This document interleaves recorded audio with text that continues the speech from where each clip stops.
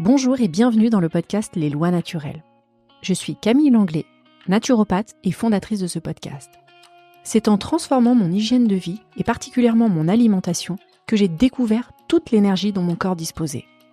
J'ai ainsi compris à quel point notre corps peut être puissant lorsqu'on lui donne ce dont il a besoin. Cette révélation a changé ma vie et c'est cette même transformation que je souhaite vous offrir. Ce podcast s'adresse à toutes celles et ceux qui sont prêts à reprendre leur santé en main, que vous soyez fatigué de vous sentir constamment épuisé, que vous cherchiez à améliorer votre bien-être ou encore que vous souhaitiez offrir à vos enfants le meilleur départ possible dans la vie. À travers des épisodes en solo ou avec des invités experts, je vous montre comment la naturopathie peut vous aider à atteindre votre plein potentiel, tant sur le plan physique que sur tous les autres plans de l'être.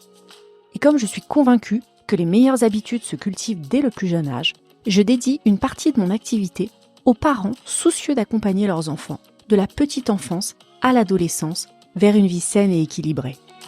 Si vous êtes prêt à transformer votre vie ou celle de vos enfants, vous êtes au bon endroit.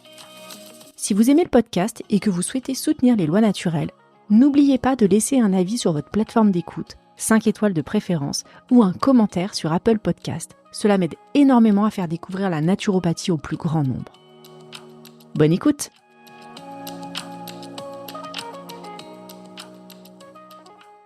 Bonjour et bienvenue dans ce nouvel épisode des Lois Naturelles. Aujourd'hui, nous allons plonger dans nos cuisines, alors pas pour parler de recettes, mais on va s'intéresser à un sujet crucial pour notre santé et celle de nos proches, de notre famille, les matériaux de nos ustensiles de cuisine. Saviez-vous que les casseroles, les poêles ou même les cuillères que nous utilisons quotidiennement peuvent libérer des substances nocives dans nos aliments? Certains matériaux sont sûrs, d'autres sont douteux et même carrément à éviter.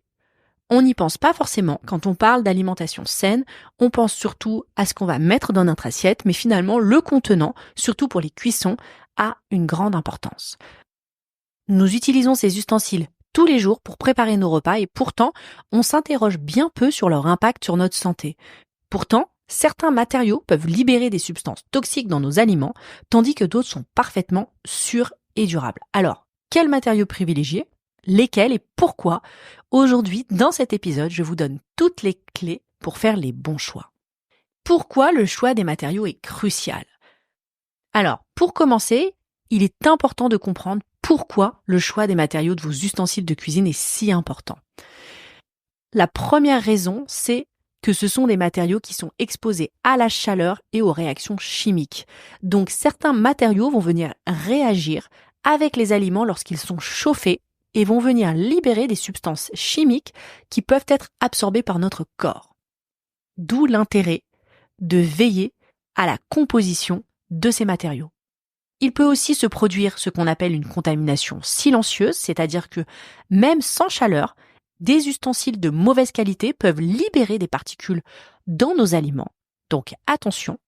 Enfin, en matière de santé et de durabilité, en choisissant des matériaux sûrs, vous protégez votre santé, tout en optant pour des ustensiles durables et écologiques.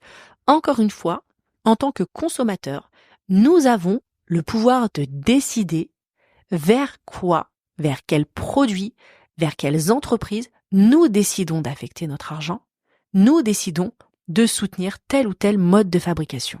Donc, évidemment, investir dans des ustensiles de qualité, dans des matériaux non toxiques qui sont durables, c'est un parti pris, c'est un engagement. Dans cet épisode, je vais vous guider pour faire les meilleurs choix en matière d'ustensiles de cuisine. Nous parlerons donc des matériaux à privilégier, de ceux à éviter absolument et de ceux pour lesquels il faut faire preuve de vigilance puisque parfois tout n'est pas tranché. Sortons nos loupes et explorons ensemble nos placards. Commençons par les matériaux qui méritent une place de choix dans nos cuisines. Ceux qui sont durables, qui sont sains et qui sont respectueux de notre santé. Je pense en premier lieu à l'inox. L'inox ou acier inoxydable, il n'y a pas de débat. L'inox, c'est un des matériaux les plus sûrs aujourd'hui et depuis de nombreuses années. Il est stable, il ne réagit pas avec les aliments et surtout, il résiste très très bien à la chaleur. Quels sont ses avantages? Je viens de le dire, la durabilité, Une casserole en inox, ça dure des années. Vous n'avez pas à la changer. Ce n'est pas un revêtement qui s'abîme avec le temps, qui vient s'effriter, comme on peut le voir avec les poêles antidérapantes. Et surtout, c'est un matériau qui est recyclable. Donc, deux bons avantages. L'inox est également compatible avec tout type de cuisson. Que vous utilisiez le gaz, l'électrique ou l'induction, vous pouvez utiliser des poêles, des casseroles, des faitout, des ustensiles en inox, sans problème. C'est un matériau qui est idéal pour cuire les aliments acides comme les tomates. Il n'y a pas de transfert d'éléments comme ça peut être le cas avec l'aluminium ou avec le plastique, de l'ustensile, du contenant vers l'aliment. Et ça, c'est très important. L'inox est durable, non réactif et surtout, il n'altère pas la saveur des aliments. Il est parfait pour les casseroles, les poêles, mais aussi pour les couverts. Un point non négligeable, c'est que l'inox est résistant à la corrosion. Ce que vous devez surveiller, c'est la qualité. Bien sûr, je vous invite toujours à aller vers des produits de qualité et là, optez pour de l'inox qu'on appelle 1810, c'est-à-dire un alliage composé de 18% de chrome et de 10% de nickel de grade alimentaire. Ce sont des produits que l'on trouve relativement facilement et à toute gamme de prix et surtout, vous verrez que même si vous investissez un petit peu, ce sera toujours un bon investissement puisque c'est des produits que vous allez garder de nombreuses années. Ce sont des produits solides. Pour ma part, j'ai un QI vapeur, le vitaliseur de Marion Caplan pour ne pas le nommer, que plusieurs fois j'ai laissé sur ma plaque de cuisson sans eau, sans rien. Et pourtant, comme il est d'une qualité incomparable, il n'a pas bougé alors que il était tout noir, qu'il pouvait y avoir de la fumée pas possible. Et pourtant, vraiment, on sent que c'est du solide, puisque un petit coup sous l'eau et mon cuit vapeur était comme neuf. Donc voilà, l'inox, acier inoxydable, c'est vraiment le matériau à privilégier. Un des deuxièmes matériaux qu'on peut recommander, c'est la fonte naturelle. Alors, pourquoi privilégier la fonte naturelle? C'est un matériau ancestral, excellent conducteur de chaleur et surtout qui n'émet aucune substance nocive, voire elle peut même enrichir vos plats en fer.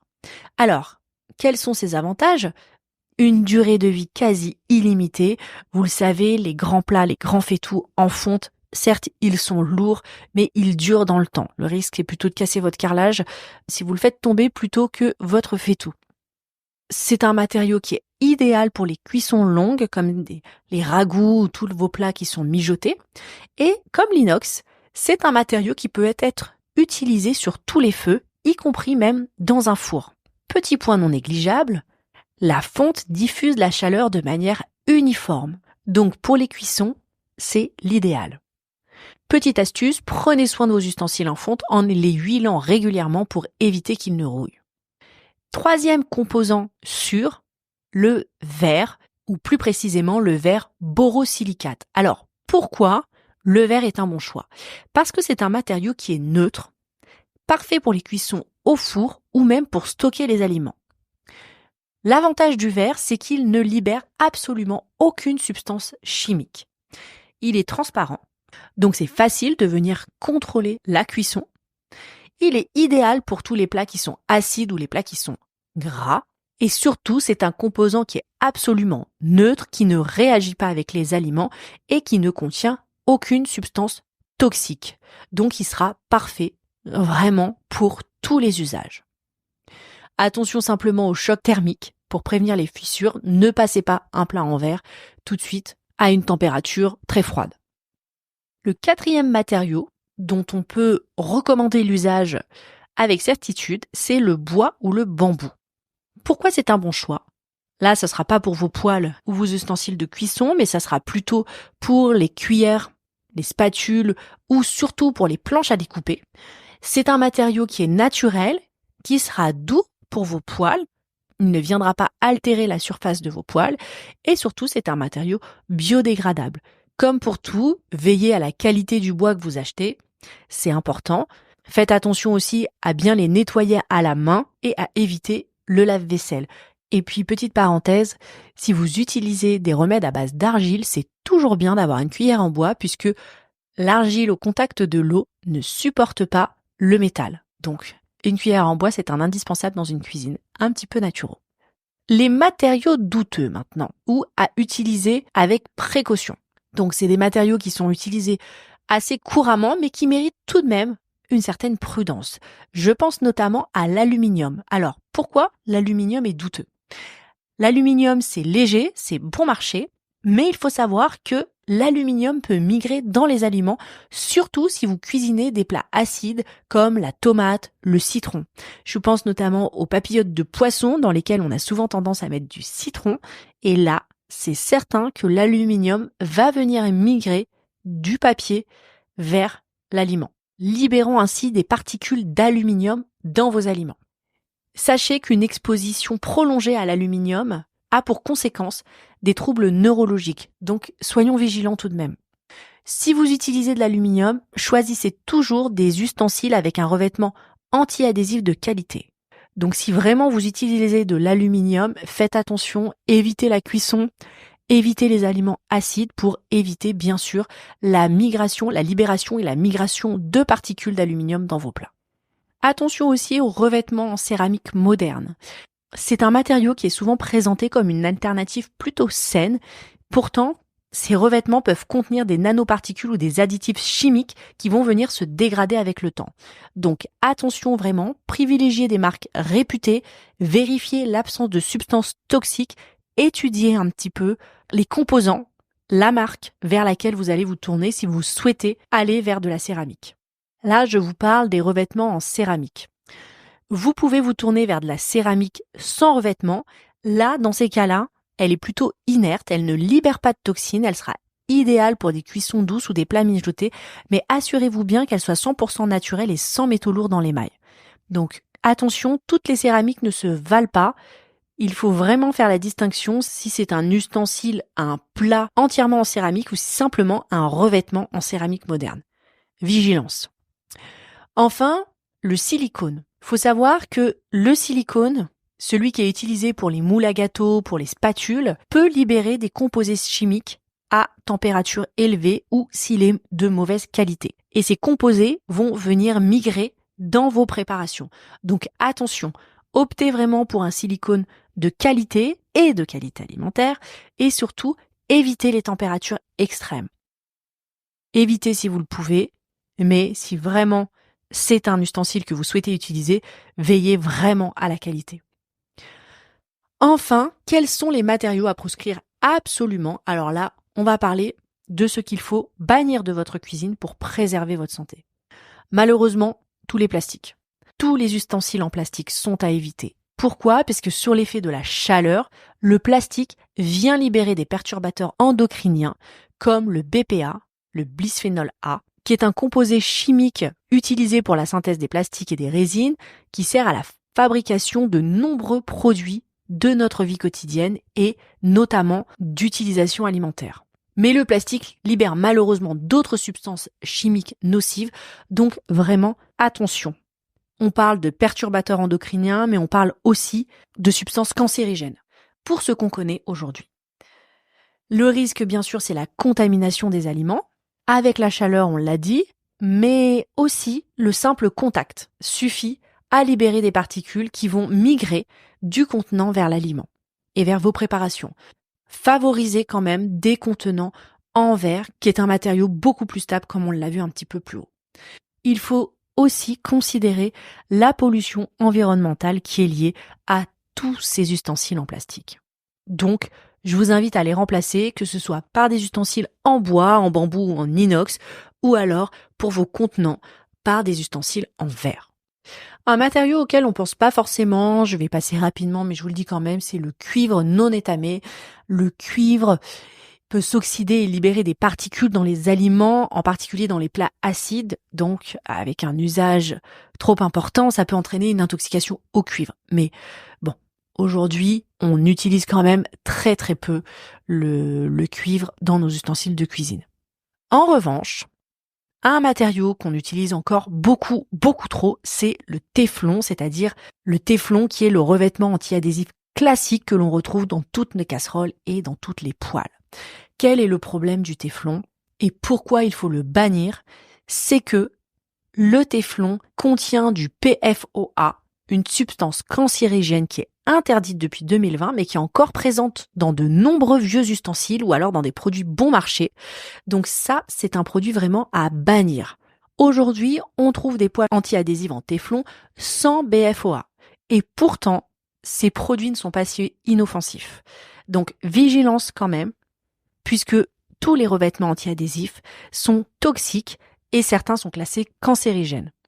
Surtout, la difficulté avec ce type de composant, c'est que à l'usage, c'est un composant qui va venir se dégrader, s'abîmer. On le voit d'ailleurs puisque sur les poêles ou les casseroles, au bout d'un moment, elles sont rayées et une fois qu'elles sont rayées, les composants se détachent et vont venir migrer dans les aliments. Donc il faut vraiment venir faire attention. Par ailleurs, il y a une enquête de 60 millions de consommateurs qui a révélé qu'alors même que les industriels affichaient des mentions absence de BFOA dans leurs produits, pourtant, des modèles contenaient quand même des traces de ce produit interdit et nocif, même si c'est vraiment à l'état de trace. Donc attention, et de toute façon, en termes, on va dire, environnemental, écologique, ce sont des ustensiles qui ont une durée de vie beaucoup moins longue que l'inox. Donc personnellement, je ne vous les recommande pas. On a souvent toute une batterie de poêles, de casseroles, et finalement, quand on veut remplacer tout ça, on se dit « Ah ben mince, si j'ai tout à changer, ça va quand même me coûter un bras ». Mais pas forcément, on peut aussi envisager les choses différemment. A-t-on vraiment besoin d'avoir 5 ou 7 casseroles? Pareil pour les poêles. Chez moi, nous sommes 6 et nous avons une petite casserole et une poêle en fer. Et ça nous suffit. En fait, il suffit juste de la laver, d'avoir une poêle de taille intermédiaire et on se débrouille très bien avec ça. Donc on n'a pas forcément besoin d'avoir autant de casseroles ou autant de poêles que ce qu'on peut penser. Investir dans un ustensile de cuisson de qualité, peu mais bien, c'est la bonne idée. Le fer, c'est un classique pour les poêles à frire. Le fer est un excellent conducteur de chaleur, ce qui va permettre d'atteindre rapidement un haut niveau de température et ça sera parfait pour venir saisir, frire ou alors pour dorer les aliments. Investir dans une poêle en fer, c'est investir pour toute sa vie. L'inconvénient, c'est vrai que c'est un ustensile qui est plutôt lourd et qu'il faudra culotter, c'est-à-dire faire chauffer de l'huile au fond de la poêle pour éviter qu'elle accroche. Mais il faut savoir que plus on l'utilise, moins elle attachera. C'est une habitude à prendre. Pour le nettoyage, il suffit de mettre de l'eau très chaude, tout simplement, et de frotter avec une éponge, l'essuyer immédiatement pour éviter qu'elle ne rouille. Puis vous pouvez passer un petit peu d'huile dans le fond et la ranger dans votre placard. Mais c'est vraiment un matériau qui est sûr, qui est stable et surtout qui est durable et qui s'adapte à tout type de feu, notamment à l'induction. Pour résumer, voici les règles d'or pour choisir vos ustensiles de cuisine. Privilégiez des matériaux neutres et durables comme l'inox, comme le fer, la fonte, le verre ou éventuellement la céramique de qualité. Soyez vigilants avec l'aluminium, le silicone et tous les revêtements anti-adhésifs. Enfin, bannissez le plastique et le téflon de façon générale. Faire ces choix, c'est bien sûr prendre soin de votre santé, mais aussi prendre soin de la planète, de notre environnement, de notre société, en privilégiant des matériaux durables et recyclables. Je vous encourage, en ce début d'année, à faire un tri dans vos placards et à remplacer progressivement vos ustensiles douteux et nocifs. Votre santé en vaut la peine. Merci d'avoir écouté cet épisode. N'hésitez pas à le partager aux personnes que ça pourrait intéresser. Je suis très heureuse de vous partager un projet qui me tient à cœur, ma première retraite Naturo Yoga, qui aura lieu le week-end du 7 au 9 mars 2025 à Saint-Alban, dans les Côtes-d'Armor en Bretagne. Imaginez un cadre apaisant, une maison somptueuse nichée en pleine nature, à 2 pas de la mer. Ce séjour est pensé comme une bulle de bien-être où l'on prend soin de soi, de son corps et de son esprit. Alors, au programme, yoga et méditation avec des séances guidées par Marie Videloup, professeure de yoga expérimentée, pour apaiser le mental et retrouver votre équilibre intérieur. Du longe-côte, une activité revitalisante au bord de l'eau pour vous reconnecter à la nature, à vous-même et booster votre énergie. Des ateliers de naturopathie animés par Valérie Boiron, naturopathe et moi-même pour apprendre à intégrer la santé naturelle dans votre quotidien. Des massages pour relâcher les tensions et repartir profondément détendu. Évidemment, nous avons à cœur de vous proposer une alimentation saine et savoureuse Pour cette partie, je prendrai soin de vous avec des plats végétariens, bio, de saison et plein de saveurs. Chaque plat sera cuisiné avec amour pour nourrir tant votre corps que votre esprit. Cette retraite vous est proposée au tarif exceptionnel de 350 € en pension complète, logement compris. Inscrivez-vous vite, les places sont limitées à 10 participants tout au plus afin de garantir une atmosphère intime et chaleureuse. Si vous voulez plus d'informations, si vous voulez vous inscrire, écrivez-moi à mon adresse mail lesloisnaturelles@gmail.com ou via mon compte Instagram pour réserver votre place. Je vous retrouve la semaine prochaine pour un nouvel épisode avec une interview passionnante. D'ici là, prenez soin de vous. À très vite. Merci d'avoir écouté cet épisode. Rejoignez la communauté des lois naturelles en vous abonnant au podcast et découvrez comment mettre en place des changements simples mais puissants dans votre quotidien.